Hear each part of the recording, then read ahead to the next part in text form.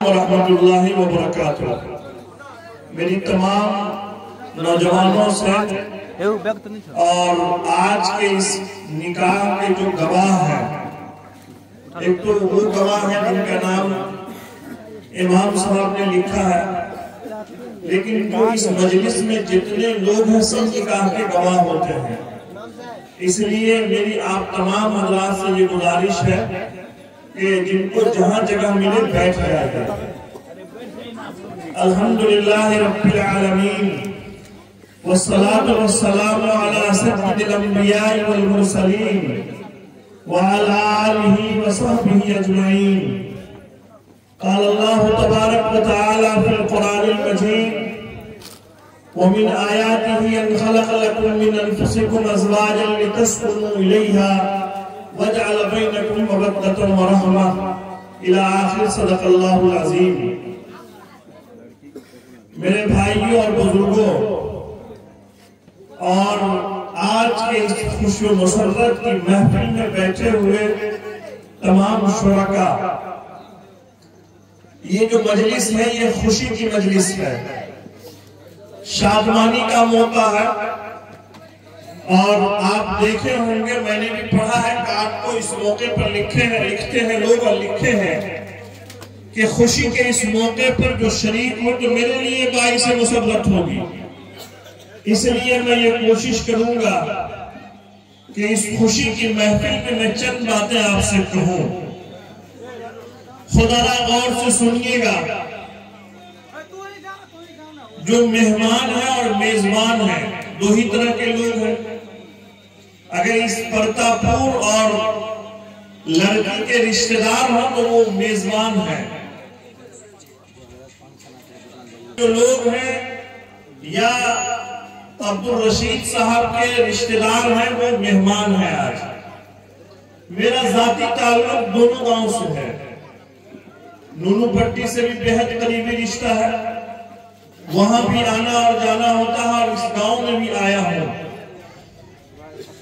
اس موقع پر مجھے میرے بڑے محترم رفیق، میں دوست سمجھتا ہوں ان کو، جو آج کے اس مجلس کے خاص مہمان ہیں۔ وہ الگ سی بات ہے کہ اتنے مضبوط آدمی ایک کمزور مولوی سے ڈر کر کے نیچے چلے گئے ہیں، ورنہ ایسا ہوتا نہیں ہے۔ عام طور پر لڑکا کے دائیں اور بائیں دو کرسی رکھی جاتی ہے اور دو مضبوط آدمی ان کے ساتھ ہوتے ہیں، لیکن ایک مولوی صاحب نے بیچارے نے نہیں معلوم کون سی دعا پڑھی کہ میرے دوست اپنا نیچے چلے گئے۔ میری مراد رضا مراد صاحب، اللہ تعالیٰ ان کو سلامت رکھے۔ انہوں نے کہا کہ خوشی کے اس موقع پر چند باتیں کہیے گا۔ میری اپنی یہ عادت ہے کہ میں نکاح کے موقع پر جہاں کہیں بھی جاتا ہوں تو 2-3 منٹ قرآن و حدیث کے تناظر میں کچھ گفتگو ہو جائے۔ لوگ پسند بھی کرتے ہیں، اور میں اس لیے کہتا ہوں کہ پسند کرتے ہیں، میں غائبانہ تذکرہ کرتا ہوں، لیکن آج نوشہ کی محبت میں وہ بھی یہاں موجود ہے، میں نام لے لوں۔ سمراہی میں ایک موبائل کی دکان ہے، موبائل گیلری، ان کے جو مالک ہیں میرے دوست بھائی آفتاب صاحب، وہ بھی نوشہ کی محبت میں رات کے اس سناٹے میں، جبکہ لگتا ہے کہ تاریخ کاٹ کے اعتبار سے بدلنے والی ہوگی اور لوگ لڑکے سے یہ کہیں گے کہ ولیمے کی تاریخ شروع ہو گئی ہے، وہ بھی یہاں بیٹھے ہوئے میرے خیال سے۔ ورنہ تاریخ کے بدلنے پر میں آپ کو سناؤں، میں ایک نکاح پڑھانے کے لیے بہار چھوڑ کر کے بنگال پہنچا۔ قاری شمشیر صاحب موجود ہے یہاں۔ ہم لوگوں کی جو عادت ہے، ہم لوگوں سے مراد ہم آپ اس شادی میں نے نہیں دیکھا ہے، ورنہ لوگ مسلمانوں کی باراتی میں آج کل یہ بھی ہونے لگا ہے کہ باراتی آنے سے پہلے کچھ ایسے کارنامے کیے جاتے ہیں کہ لوگ جان جاتے ہیں کہ دلہا کی گاڑی اور باراتی آ گئی ہے۔ آپ کو سمجھ گئے ہوں گے، شاید سمجھے ہیں۔ پٹاخہ بہت زور سے چھوڑا جاتا ہے، اور یہ اللہ کی طرف آگ کو دیکھ کر کے گویا اللہ سے چیلنج کیا جاتا ہے۔ یاد رکھیے، جس اللہ کی طرف آپ آگ کا گولا پھینک رہے ہیں، وہ اللہ ذرا سا ادھر سے ٹپکا دے گا تو آپ تہو بالا ہو جائیں گے۔ یہ لوگ بہار میں رہنے والے لوگ وہ سمجھے کہ بہاری ہے، ان کو نہیں معلوم کہ دیدی کا قانون الگ ہے۔ وہاں 11:15 بجے رات میں جہاں نکاح ہونا تھا اس کے اگل اور بغل انہوں نے پٹاخہ سجا دیا.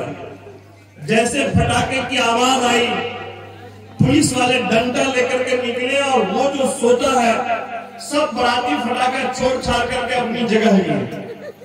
جہاں پنڈال میں ہم لوگ پہنچے تو 12:15 بج رہا تھا.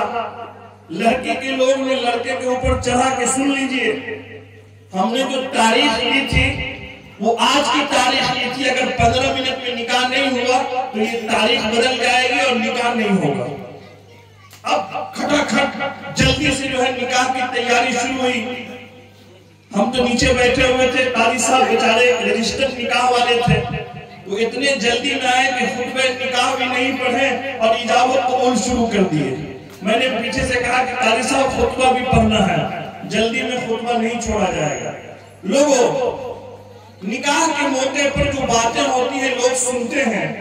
میں کوشش کروں گا کہ سناؤں, وہ اس لیے کہ میرے دوست بھائی آفتاب نے اپنے بھائی کی شادی پر مجھ کو کہا کہ وہ تقریر ضرور کیجیے گا جو کرتے ہیں. لوگوں, وہ تقریر کیا ہے کوئی نئی بات نہیں ہے. آج کے اس نکاح میں جو مجھے تقریباً 2 مہینے کے بعد پہلی مرتبہ نکاح پڑھا رہا ہوں اور پھر یہاں سے شروعات ہے 4-5 دن مستقل. اس نکاح کے موقع پر خطبہ پڑھا جاتا ہے. ایک بات تو مجھے آپ کو یہ بتانی ہے. دوسری بات, آج 2 میسج میرے موبائل پر آیا ہے. ایک اپنے یعنی ایمان والوں کی شادی کا اور ایک برادران وطن کی شادی کا. میں ان 2 واقعہ آپ کو سنا کر کے پھر اپنی بات ختم کروں گا. اس بیچ میں میں امید کرتا ہوں کہ ایجاب ہو کر کے وہ آ جائیں گے امام صاحب. لوگوں, نکاح میں پڑھاؤں, نکاح آپ کے گاؤں کے امام صاحب پڑھائیں, نکاح ہمارے مدرسے کے استاد قاری مشتاق صاحب سے پڑھوا لیجئے. نکاح اس ٹینٹ میں ہو یا نکاح آپ کی مسجد میں ہو, نکاح جہاں بھی ہو, آپ قرآن کریم کے پڑھنے والے ہیں, قرآن کریم کو پڑھتے ہیں. اللہ تعالیٰ نے پورے قرآن پاک میں 114 سورت نازل کی ہے. 30 حصوں میں 30 پاروں میں ہے, 7 منزل میں ہے وہ. لیکن پورے قرآن پاک میں نکاح کے اندر جو آیت پڑھی جاتی ہے وہ تمام تر نکاح میں, چاہے وہ غریب کا ہو کہ مالدار کا ہو کہ امیر کا ہو کہ صاحب جائیداد کا ہو, وہی آیت پڑھی جائے گی. لڑکے کے بہنوں وہ بھی حافظ قرآن اور امام صاحب ان سے بھی پوچھ لیجئے گا. ان کی بڑی خاطر تواضع ہو رہی تھی, اتنی خاطر تواضع ہو رہی تھی کہ میں نے ایک صاحب کو دیکھا کہ ان کو زبردستی جو ہے ناشتہ کا ڈبل ڈبہ ان کو دے رہے ہیں, جبکہ ایک ہی ڈبہ اتنا کافی ہے کہ اگر کوئی پورا کھا لے تو کھانا کم کھائے گا. یہ بھی پرتاپور کے لوگوں کی چالاکی ہے کہ اتنا کھلا دو مہمانوں کو ناشتہ کہ کھانا اپنے کم بس. لوگوں, یہ میزبانوں کا شکریہ کہ بڑی اچھی ضیافت کی, اللہ تعالیٰ آپ کو بہتر بدلہ دے. اس نکاح کے اندر جو خطبہ پڑھا جاتا ہے اللہ تعالیٰ ہم سے کیا کہنا چاہتے ہیں بس اس کو سن لیجیے گا نوجوانوں, اور جن لوگوں کا نکاح ہو گیا وہ بھی سن لیجیے. اس نکاح کے اندر جو نکاح کا تذکرہ ہے اس آیت کے اندر, اس آیت کے اندر نہ طلاق کا لفظ ہے, اس آیت کے اندر نہ مہر کا لفظ ہے, اس آیت کے اندر نکاح کے لیے جو 2 چیزیں ضروری ہیں, ایک ایجاب اور ایک قبول. ایجاب اور قبول کیا ہے؟ لڑکا اور لڑکی میں سے جن 2 سے پہلے اجازت لیا جاتا ہے اس کو ایجاب کہتے ہیں شریعت میں. ایجاب یعنی ہم واجب کرا کر کے آتے ہیں کہ کیا آپ مجھے اس بات کی اجازت دے رہے ہیں یا دے رہے ہیں کہ میں فلاں سے آپ کا نکاح کرا دوں, اور جو دوسرا اس کو دوسری مجلس میں کرتے ہیں دوسرے سے وہ قبول ہے. اے لوگوں, اس کا بھی تذکرہ نہیں ہے. آخر اس کے اندر کیا تذکرہ ہے؟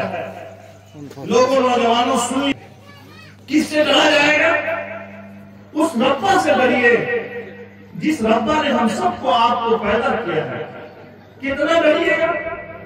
کیا رات کے اس اندھیرے میں مائک سے یہ کہنا پڑے گا کہ لوگ روڈ پر ہنگامہ نہ کریں, لوگ سو رہے ہیں؟ نہیں, اتنا ڈرا جائے گا جتنا کہ اس کا حق ہے. اور تب تک ڈرا جائے گا. اللہ تعالیٰ نے قرآن پاک میں کہا وَلَا تَمُوتُنَّ إِلَّا وَأَنْتُمْ مُسْلِمُونَ, کہ تمہیں موت آ جائے اس حال میں کہ تم مسلمان ہو, اتنا ڈرو.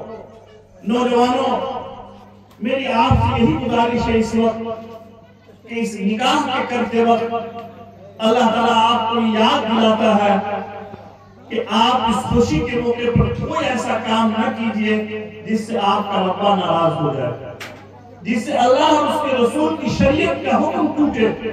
میرا یہ حال ہے کہ آج میں سب کام کرتا ہوں، شادی کے موقع پر لوگ اگر کوئی ناراض ہو تو اسے منانے کی کوشش کرتے ہیں، ایسا بھی ہوتا ہے کہ اگر خود سے نہ مانے تو پنچایتی سطح پر اگل اور بغل کے دیہات کے لوگوں کو بیٹھا کر کے اسے جوڑنے کی کوشش کرتے ہیں کہ خوشی کی اس محفل میں شریک ہو، لیکن اگر نہیں پوچھا جاتا تو وہ محمد رسول اللہ صلی اللہ علیہ وسلم کی شریعت کو نہیں پوچھا جاتا۔